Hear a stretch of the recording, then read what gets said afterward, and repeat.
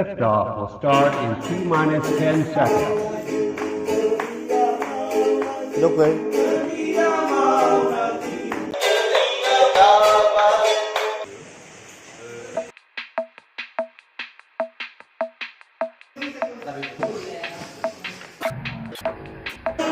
Halo sahabat semua, dari pagi tadi sampai siang ini ada kegiatan di Balai Desa Hijau Gida, di mana hari ini yang hadir di sini adalah semua relawan desa dari berbagai unsur yang ada di desa, yang sebentar lagi akan melaksanakan sosialisasi dan sekaligus distribusi bahan atau perlengkapan pencegahan COVID-19, ada berupa masker, sabun cuci tangan, dan juga obat-obatan dan vitamin yang akan dibagikan kepada masing-masing keluarga masyarakat desa Hijau Gida oleh relawan desa.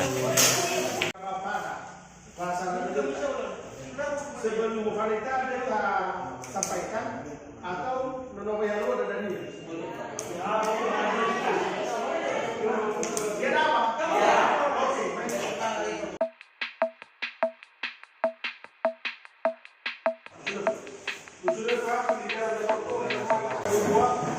Pak Samuel Jadroko, Servinus Perlum, Pilihan Jadroko, itu semua.